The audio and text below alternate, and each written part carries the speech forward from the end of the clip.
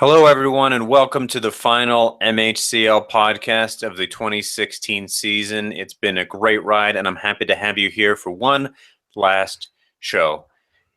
With me, as always, is Big Nolski. How are you tonight, Noel? Doing well. How are you, Mike? I'm doing great. I'm excited that we've had a great season. I'm excited at the outcome. I would have been happy with either of you winning, but I'm excited that we have a new Mile High champion that has never won before. Certainly wasn't a bias before the game. I'm happy about the outcome. Regardless of who won, I'm happy because Momo had a great season and she caps it off with a tremendous win. So congratulations to you, Noel, for making second place. That's certainly an accomplishment in of itself. And congratulations to you, Molly, on a fantastic season and on being the 2016 Mile High champion. Way to go. Here. Let's look at the game first. We're going to review that game, just kind of look at how Molly won the final game of the season, and then go through the final standings, and then we'll wrap up and conclude the 2016 season here. So looking at the game, it was pretty good. It was actually a very good game. There was not a whole lot where it's just like, oh, this is boring, or oh my God, it's such a blowout. It was just a good game. I think that, the line was heavily favoring Noel prior to that. And I think perhaps it would have held true, except there was just a couple stumbles, specifically by Emmanuel Sanders, who got in the single-digit range of 7 points. He's been averaging double that this year. And then poor Tyler Eifert only had 1 point, where he's been averaging 7. Not monumentally different. But had they performed up to their standards, we would have a different Mile High champion this year. So it looks like that's what held Noel back this game, was that those two didn't have a good game. And unfortunately, as we were all kind of musing Sunday night, going into the final Monday night game of the 2016 season for the Mile High Champions League, if Dustin Hopkins were to miraculously put up 20 points for a kicker, Noel could have gotten away with a victory, but unfortunately he got kicker-esque points, 9, not bad, but certainly not enough to get the victory. You had good games by Russell Wilson, a kind of subpar quote-unquote game for Le'Veon Bell at only 26 points. And then Lamar Miller and Jeremy Hill did pretty well for you at 22 and 15 respectively. The Ravens defense not too bad at 13. Overall, a pretty good showing for you at 123. Molly just had a more consistent showing by her entire team, led by her stud running back, David Johnson, who at the number one position proves why he is the number one running back in fantasy football this year. He put down 31 points, which complemented and actually made up for Mike Evans' 9 and Matt Prater's 7. Going into Sunday night, it looked as though it was still anybody's game, and I think, Noel, you actually had the edge there. If Mike Evans and Cameron Brate were to have good games apiece, then Molly would walk away with it. She didn't. She had a pretty good showing that kind of made it tight towards the end as to who was going to win. But it was Cameron Brate, believe it or not, the tight end that actually sealed the deal for her. He had a very good game at 5 receptions, 73 yards, and a touchdown. For a tight end, that's pretty darn good. So that, I think, in my opinion, was the actual thing that won Molly the game, because you can expect David Johnson to put up 31 points. He's been averaging 35. So it's actually a quote-unquote subpar game for him. So I think if Molly were to thank anybody, if she were to write a letter or an email to any one of the players on her team to thank them for her win, it would actually be Cameron Brate. David Johnson took her to the ball, but it was Cameron Brate that said, hey, now that we're here, let's all go crazy. So congratulations, Molly, 134 to 123.8. Good victory, and congratulations. I'm going to let you, Noel, dissect the rest of the game as you see fit. All right. As I said many a time via text, congratulations, Molly. I'm glad that you've got another first-time winner, and that's you've got a lovely new home for that trophy to sit in on your mantle this year. Very well deserved. I mean, you did it.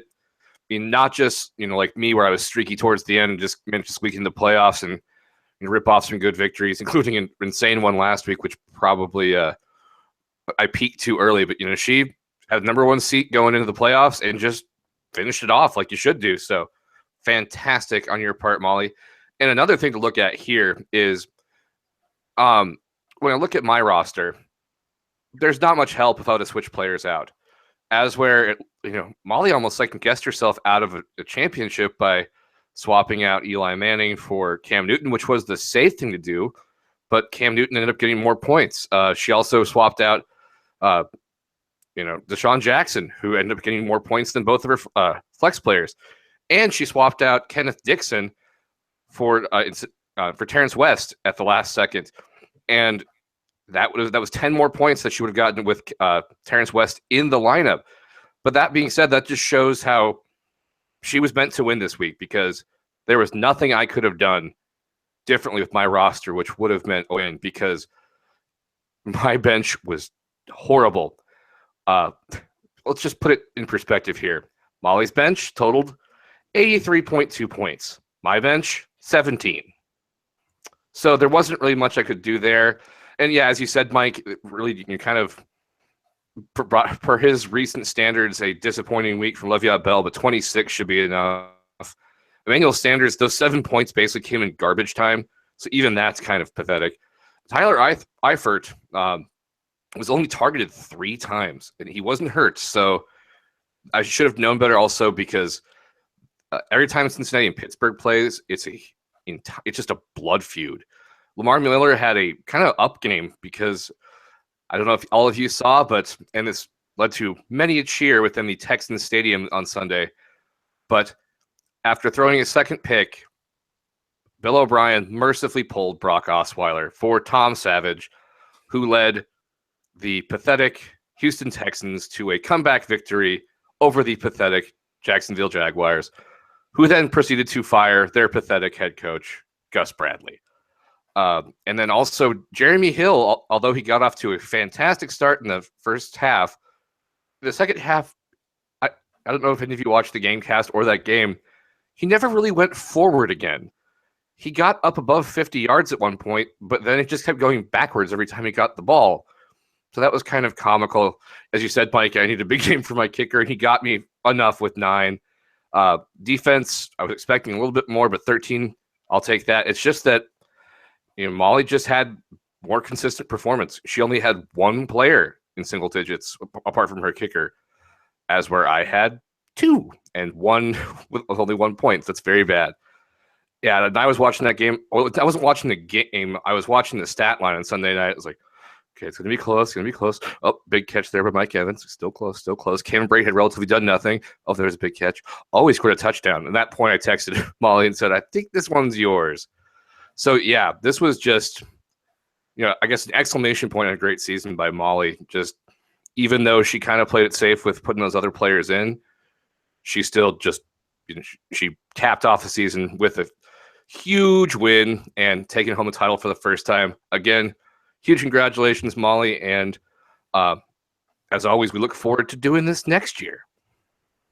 That's right. Congratulations, Momo. It was a hell of a season. A hell of a season for you as well. No, I don't want to underplay your success here, because it's you really pulled it out. I mean, at 2-6 going into the last 4 games of the season, it's like, well, you can count Noel out and you can count Courtney out, and it turns out, hey, don't count Noel out. He actually is going to make a hell of a run here. So congratulations on that. Let's look through now at the final standings for the 2016 season, also noting how much prize money the 6 people, or the top 6 in the winner's circle, will take.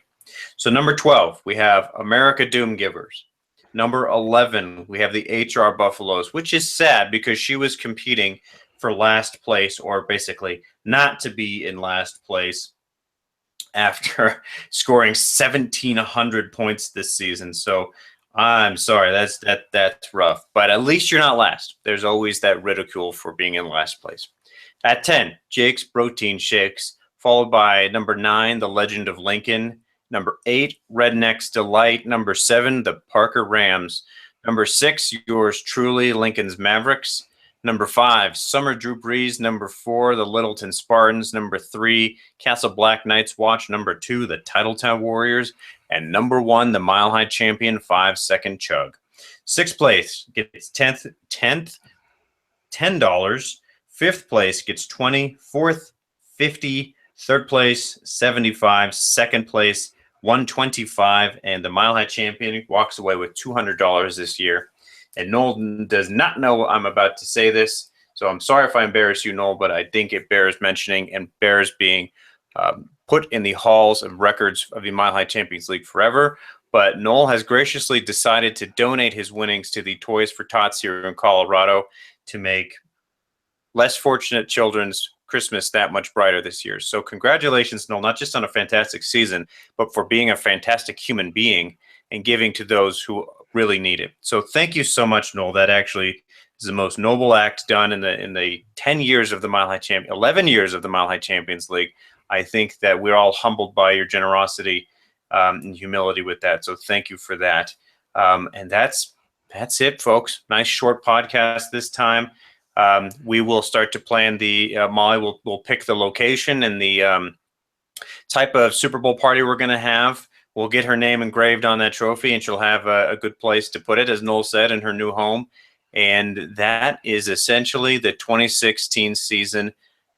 Noel, is there anything else you'd like to add?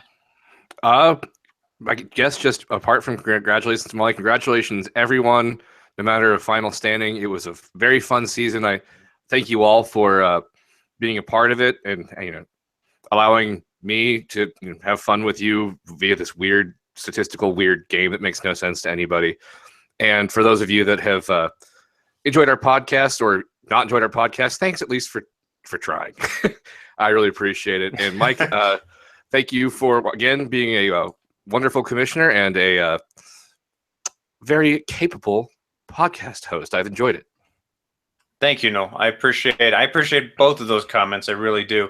It means a lot to me. This league is a fun way for all of us to stay in touch and together, besides obviously seeing each other, or for those of us who are a little bit further away via Facebook and all that. So thank you very much, Noel. I appreciate that. And thank you very much for your comments on the podcasting. In our inaugural season, I'm happy that it went the way it did. As with everything else in the Mile High Champions League, Noel and I will look to improve the podcast as we look to improve all aspects of the league. So next year, look for a little bit more serious production, look for a little bit more fun, and perhaps we'll be just a little bit more drunk too. So with that, I want to say, as I always have every week, thank you, Noel, for being a part of this podcast. I think it's you that makes this that much more special, because otherwise everyone would just be listening to some 30-something Italian guy talk about some weird statistical football thing every week. But with you here, you add an Irish aspect to statistical nonsense that we do and make it that much more fun and that much more varied, and it's the spice of life. So thank you, Noel. Thank you, everyone. Congratulations on a great 2016 season. And Noel, is there anything else you want to say to wrap up this 2016 year? Well, apart from Merry Christmas to everyone, as always, go Broncos! Go Broncos indeed. Merry Christmas, Happy Hanukkah, Happy Holidays, and a Happy New Year to everyone. See you in 2017.